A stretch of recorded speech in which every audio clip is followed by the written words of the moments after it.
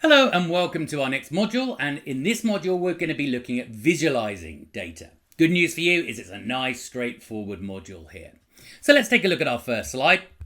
Now our LOS in this area asks us to describe ways that data may be visualized and evaluate the uses of specific visualizations. So here we've got a histogram and we've got absolute frequency, i.e. the number of observations in each interval. Now note that this example is using the Intelco example in the Schweser study notes that we covered in the previous module. Now you might remember in the previous module what we looked at was relative frequencies. So notice with relative frequencies, when we look at a histogram, we've got percentage of observations on our y-axis and the intervals on our x-axis. Here we're in our histogram. Notice we've got absolute frequencies on the y-axis. But whether you're looking at relative frequency or absolute frequency, you can see the clear advantage of a histogram is it visually demonstrates the distribution of data to you. And we can see that the most frequent observations are clearly in that 0 to 10% range. And as we move further away from 0 to 10%, the amount of observations in each interval is actually declining. Now, we can turn our histogram into a frequency polygon. To do this, all we're going to do is take the midpoints, and I'm going to do it with the histogram. So there's our histogram. All we're going to do is take the midpoints of each interval. So minus 25%, minus 15, minus 5, plus 5%, plus 15%, plus 25%, plus 35%, and then finally plus 45%. All we now do, once we've got our midpoints of each interval, is we're going to join these up using a straight line. So here we go, joining them up using a straight line, just again to give us a visual representation of the data.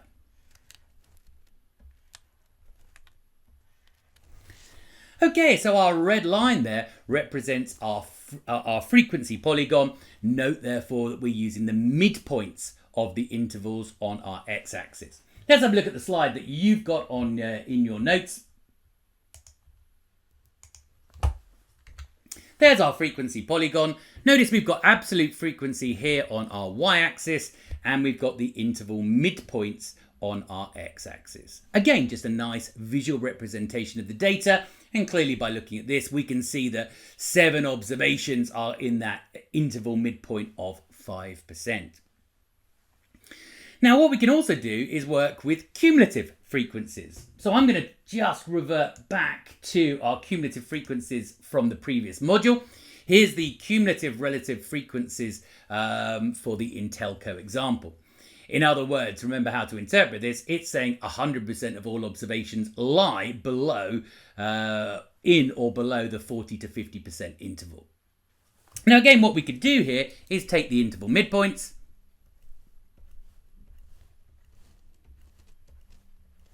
and join them up with a straight line.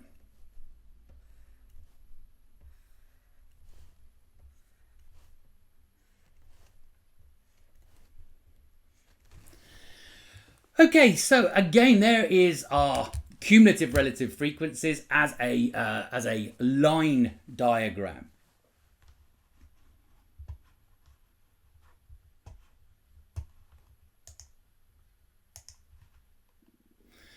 Okay, so there you are, there you have it. You can see our line diagram there for cumulative relative frequency distributions. Okay, nothing particularly earth-shattering or exciting on that. We then turn our attention to bar charts. Now, of course, the advantage of using bar charts is you are displaying relative sizes. The bigger the bar, the bigger the size. In this particular example, we've got employees in good producing industries, and we've got 3 industries here: mining and logging, construction and manufacturing. Now, of course, you can see very clearly just simply by looking at this that manufacturing is employing the most people, and you can see mining and logging the least people. Okay, so displays relative sizes. In this case, the relative proportion of people employed in each of these 3 industries. So a nice visual representation. Now, what about a grouped bar chart? Now, this is otherwise referred to as a clustered bar chart, and the purpose is to illustrate 2 categories at once. Okay, so what we've got in this particular bar chart is employment of men and women by sector, and we've got goods producing, private service producing, and government. And of course, our light blue bars are women, and our dark blue bars are men. Now, one of the advantages we can see is we can now see the relative proportion of men and women employed in each industry. So we can see that not many women are employed in the goods producing sector, but when we turn to look at private service producing and government, we can actually see that there are more women than men employed in these sectors. So a quite nice visual representation there. Now, an alternative to our grouped bar chart is to look at a stacked bar chart. Okay, now this is exactly the same data. Okay, so again, the dark blue bars representing men and the light blue bars representing women. Now, the advantage here is the cumulative heights here represent the cumulative frequency, i.e. the total amount of people, whether they are male or female, employed in each of these sectors. The colours, the colour blocks themselves, well, of course, those are the joint frequency, i.e. men employed in private service producing or women employed in private service producing. So we can see both cumulative and joint frequencies when we used a stacked bar chart. Tree map. Now, the purpose of these is a visualization of the relative size of each category. So what we've got here is the labour force by educational attainment. Now, when you look at the diagram here, you can see high school graduates that have not been to college are the biggest area here. So the significance of looking at a tree map is it's all about area. The bigger the area, the bigger the proportion. Okay, so high school graduates with no college education are our biggest area and therefore the biggest proportion of the labour force. You can see then the second biggest is people with a bachelor's degree and higher. Then you can see some college or associate degree, and then finally less than a high school diploma. Okay, so we're looking at it by area. We're looking at our data by area here. The bigger the area, the bigger the proportion of observations. And we've actually shaded our areas different colours. Again, this just helps make it stand out, of course. Our next little area you need to be aware of is a word cloud. Now, this is often used for text. Now, what we've done here is created a word cloud for this particular topic review. And what it's doing is using a computer to look at the words that repeat. And the more the word repeats, the bigger it becomes in our word cloud. So when we look at this, we can see data and mean are by far the biggest, meaning those are the most frequently occurring words within this topic review. So big idea with the word cloud is the bigger the text, the more frequent that word actually is within that particular material. So data and mean, very big, distribution is big there, frequency big, etc. Smaller, of course, means less frequent. Next thing we're looking at is a line chart, and typically we're going to use line charts for time series data. Now remember, time series data is where we've collected data over time. In this particular, we've got a company called Made Up Data Incorporated, and we're looking at their weekly closing share price over time, and we've got a year's worth of data here. Now, of course, the big advantage you get with a line chart is the ability to spot trends over time. So we can see that our stock, really from the 1st of January all the way through to the 1st of August, was around about the 76 area. Closing share price we're looking at here, let's say $76. It fluctuated up to a ceiling of 77. It dropped down to 75, but on average it was around about 76 until we get to August. And then, of course, you can see there's a nice strong climb from the beginning of August through to the end of November, where the stock price goes really from around about $75 up to close to $80. And then, of course, in December, we can see the start of a decline. So it's a visual representation of trends over time, and we use line charts for this. Now, we might use a dual scale line chart. Here's our dual scale line chart. And this is going to be used to represent two variables time series. So in this case, again, we've got a year's worth of data, and that's on our x-axis. But this time we're looking at two companies. We're looking at Made Up Data Incorporated from the previous example, but we've also added a new time series now for random time series companies. So we're now looking at two companies and their closing share prices over time. Now, of course, they might not have the same scales. In which case, in this particular case, because Made Up Data Incorporated typically has a much lower stock price than random time series company, we've got the y-axis on this side of the screen relating to Made Up Data Incorporated, and the y-axis on this side of the screen relating to random time series companies. So we've got two y-axes, one for each variable, and we're going to need to do that if the scale's different, and you can see they're very different here. So what's the advantage of looking at data like this? Well, you can start to see maybe interrelationships. You can start to see trends between the two variables that you're observing. So you can start to see here that we seem to have some form of negative correlation between our two stocks. It appears that when made up data is increasing, so for example here to here, that random time series company is actually declining. So it appears that these two stocks are in some way negatively correlated. So useful therefore to start to look at interrelationships between two variables. Maybe a dual scale line chart brings that more into focus. Our next type of chart is a bubble line chart, and again we're going to use this to display two variables. In this particular case we've got a company's total revenue, and notice that's on our y-axis. Okay, so that's our left-hand scale, or on our y-axis, and we've got bubbles, these big dots on here, and these bubbles represent different data. In this case they represent per salesperson. In other words, sales per person. And you can see $50, $38.3, $42.9. So this allows us to start looking at how these two variables are interrelating.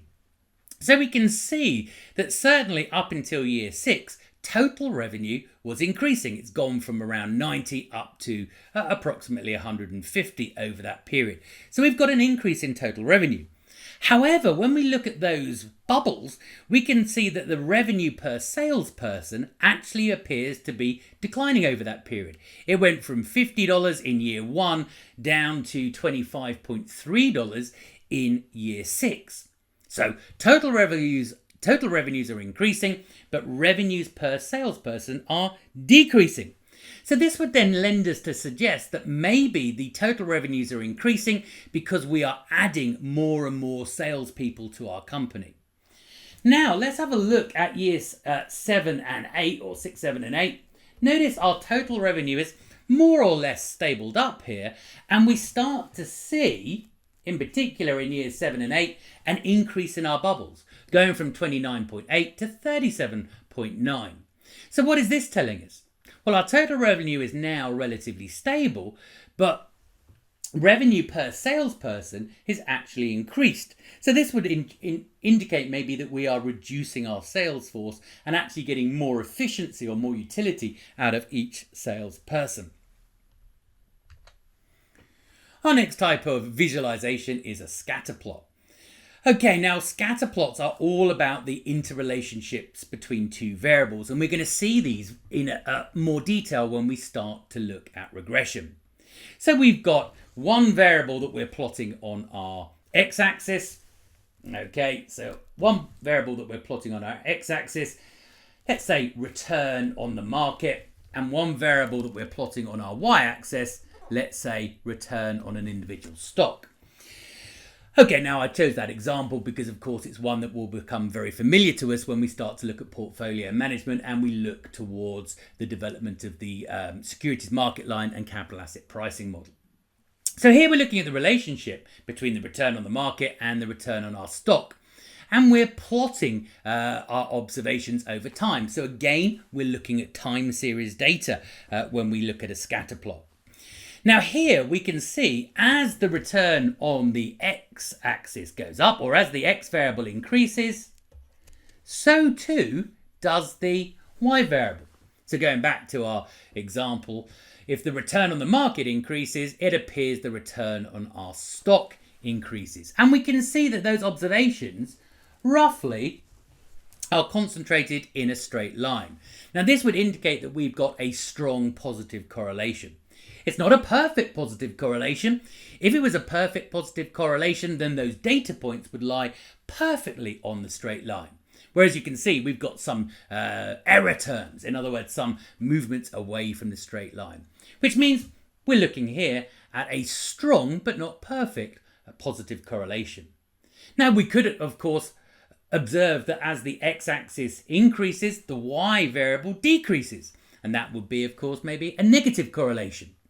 Here we've looked at linear observations, but you may notice that the trend between your y and x variable is non-linear. Maybe it's curving up like that, so maybe we've got some form of exponential trend in our data. So the key point with scatter plot is we can spot linear and non-linear relationships between two variables, an x variable and a y variable, and we're going to come back and talk a lot more about these when we start to look at regression. Our next visualization is a heat map. And this goes back to our contingency table that we looked at in the previous module. Now remember, we had in our rows, we had intersections, Palace Street, National Drive, Front Street and J Street. And our columns represented the days of the week. And we were looking at accidents at highway intersections. Okay, now what we're doing here with a heat map is we're giving a different color to the overall frequencies. In this particular case, a higher frequency is getting a darker color and a lower frequency is getting a lighter color. So again, very clearly, when you look at this data, you can see that Front Street is typically the most dangerous street over time because, of course, it has those darker colors within it, the dark blues. Whereas if you look at National Drive, the colours are lighter there, maybe indicating that relatively it's a safer highway intersection. Okay, so again, we're looking at these the data visually, and we're using colour in this case to represent relative frequencies or overall frequencies to again bring our eyes' attention to, in this case, what intersections are the most dangerous. Well, that's Front Street. And we could look at the days of the week that are most dangerous. Well, that looks clearly like it's Mondays and Fridays, again, because they contain the dark colours. Right, our LOS here is describe how to select amongst visualization types. Now, if we're looking at relationships between data, then of course scatter plots that we looked at and heat maps, okay, are very, very useful, as are our line charts. I'd add our line charts to that. If we're looking at comparison amongst categories, then that was our bar charts, tree maps and heat maps. And then finally, comparisons over time. So we've got time as one of our axes. Well, the line chart's very useful. Remember, we had two types of line chart, a single line chart showing a pattern over time. We had a dual scale line chart that showed two variables over time. And the bubble line chart, again, showing two variables over time. So be aware of which visualization type corresponds to your data the best. If you're looking for relationships, scatter plot and heat maps, comparison amongst categories, bar charts, tree maps, heat maps, and comparisons over time, line charts, bubble charts, dual scale line charts. Okay, so continuing with this LOS, this is about selection of the data, distribution of numerical data. Histograms, of course, when we're looking at numerical data, frequency polygons, cumulative distribution charts. Our histograms, of course, we're looking at those bar blocks, and so we had our intervals on our x-axis, and we had our observations, our frequency of observations on our y-axis, and that could be absolute observations that we observed in our histogram in this module, or it could be relative. Frequency polygons, remember the idea there. We took the midpoint of each interval and then joined them up with a line to again get a similar pattern. Cumulative distribution charts. Well, remember, cumulative distribution charts shows you the proportion of observations lying in an interval or below that interval. So what proportion of observations lie in or below the interval that you're looking at. Distributions of categorical data, bar charts, tree maps, and heat maps, very useful for that. And of course, when we're looking at text, we tend to look at those word clouds with the most frequently occurring words in a piece of text appearing as the largest words within our word cloud. So again, a quick visual representation enables us to see the largest words are the most frequent words occurring. So we need to avoid misrepresentation when we're looking at visualizing data. So number one, we've got to select the chart type that actually fits our data. It's effective for visualizing the data. Okay, so in other words, choose a relevant chart that actually demonstrates what you're trying to display. Then we need to choose representative time periods. Now again, what this means is when we're selecting our data, let's make sure we don't exclude time periods that are inconvenient. So maybe we're looking at a trend over time, we're looking at a line chart, and we want to promote the idea that the stock has risen consistently over time, so therefore we exclude periods where it's fallen. Well again, then we're starting to misrepresent our data. The other thing we need to avoid is choosing axis scales that minimize variations or exaggerate minor variations. So we're talking about our scales on our X and Y axis. And the idea, of course, is you could make very small, let's imagine we're looking at stock price over time. You could make small changes in stock price look very dramatic if you had very big intervals on your y-axis, i.e. big jumps or big distances between each stock price.